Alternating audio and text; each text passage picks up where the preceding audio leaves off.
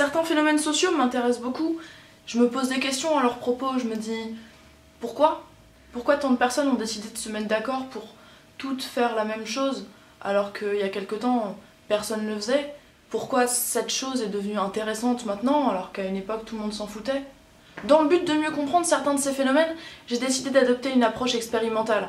En sociologie, on dit souvent que le sociologue n'a jamais une approche objective, c'est pas possible, parce qu'il est forcément, dans une certaine mesure, ethnocentré, c'est-à-dire qu'il prend ses propres pratiques et ses propres valeurs comme le socle sur lequel il va juger tout ce qui se passe à l'extérieur. Afin d'avoir une approche scientifique et d'analyser un phénomène de la façon la plus propre possible, le mieux, c'est d'essayer vraiment de mettre de côté toutes les valeurs que nous jugeons fondamentales et ce qui constitue un peu le socle de nos connaissances. C'est pourquoi j'ai décidé aujourd'hui de rentrer en immersion totale dans un phénomène qui jusqu'ici ne me concernait pas et qui pourtant m'intéresse. Il paraît que l'épilation intégrale du pubis est de plus en plus répandue, chez les femmes et chez les hommes.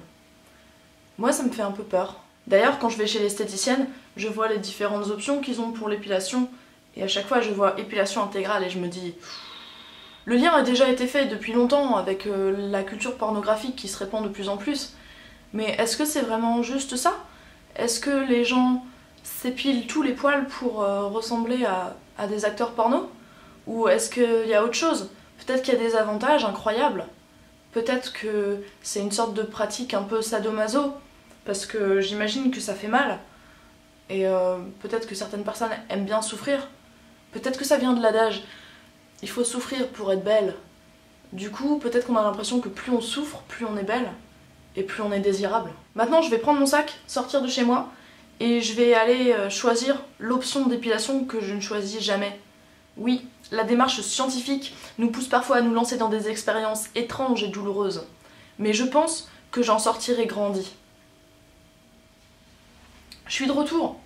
Vous voyez ce phénomène de quand on appréhende vachement de faire un truc, qu'on a super peur, qu'on se dit ah ça va faire hyper mal et tout, et puis finalement quand on se décide à le faire, on se dit bon, c'est pas si terrible que ça quoi.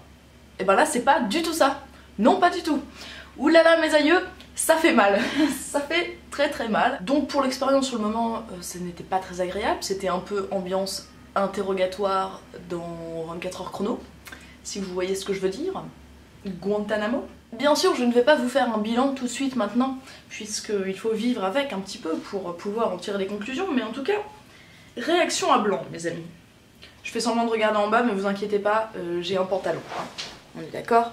J'ai un jean. Ça fait quelque chose de très étrange. Qu'est-ce qui me vient là comme ça? Ça m'évoque plusieurs choses différentes, et toutes ces choses en fait sont très éloignées de moi. Bon, ça m'évoque quand même un petit peu l'univers porno, forcément, donc déjà ça c'est pas du tout quelque chose qui me plaît, et puis ça me ressemble pas parce que ce sont des personnages auxquels je ne m'identifie pas vraiment. Il y a aussi un côté très anachronique, ça m'évoque un espèce de retour à l'enfance un peu bizarre, parce que c'est une perspective que je n'ai pas eue sur mon corps depuis très très longtemps. Donc là il y a une sorte de paradoxe déjà un peu bizarre, parce que ça crie sexe, parce que ça crie porno, mais en même temps ça dit petite fille, retour en enfance, et c'est des univers qui n'ont pas à se rencontrer. Donc pour l'instant je suis un peu mal à l'aise. Esthétiquement, je trouve pas ça beau. Alors vous allez peut-être vous dire, mais il faut accepter son corps tel qu'il est. Il est beau dans sa totalité.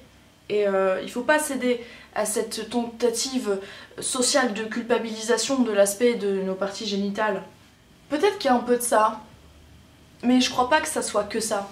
Parce que par exemple, si je me rasais la tête, j'aurais peut-être des soucis avec la tronche de mon crâne. Et ça veut pas dire que j'ai la honte de ce à quoi ressemble mon crâne, mais peut-être que je préfère pas forcément le voir sous cet angle-là. Vous voyez ce que je veux dire? Il y a des aspérités certainement qui sont pas jolies à voir si j'enlève les cheveux qui sont dessus. Là c'est un peu pareil. Et puis sur un plan plus psychologique, j'ai l'impression d'avoir perdu quelque chose de beau, quelque chose de poétique. Non, la touffe en elle-même n'est pas poétique. Mais en même temps, le pubis c'est une zone très chargée symboliquement, pour nous-mêmes et aussi pour les autres. Et justement, maintenant que je m'en suis débarrassée, j'ai l'impression de me rendre compte que pour moi, les poils apportent une certaine poésie, un certain mystère au rapport sexuel. Quand une tierce personne s'aventure dans cette zone, je pense qu'il est important d'avoir une entrée, une porte, comme une forêt dans laquelle on s'aventure un peu comme ça, prudemment, en sachant pas ce qui va arriver et en découvrant un grand mystère à l'intérieur de cette forêt. Et maintenant j'ai plus rien, j'ai plus de porte, plus de transition, plus de mystère. Carte sur table, efficacité optimum. ASAP. En fait, j'ai l'impression que si je me retrouvais nue, là, devant un homme, maintenant tout de suite, j'aurais plus l'impression d'être une porte à ouvrir, mais j'aurais l'impression d'être une porte déjà ouverte. Vous voyez ? Bien sûr, tout ce que je dis, c'est pas du tout un jugement, il faut pas le prendre comme ça, je suis pas en train de vous traiter de porte ouverte si jamais vous vous épilez intégralement. Je vous donne mes réactions en tant que novice et face à mon sexe déplumé, je vous dis ce qui me passe par la tête. En conclusion, je me sens moins entière, mais je me sens aussi moins bête, alors je me dis que ça valait le coup de tester. Si vous avez envie de découvrir d'autres expériences bizarres, vous pouvez vous abonner à la chaîne.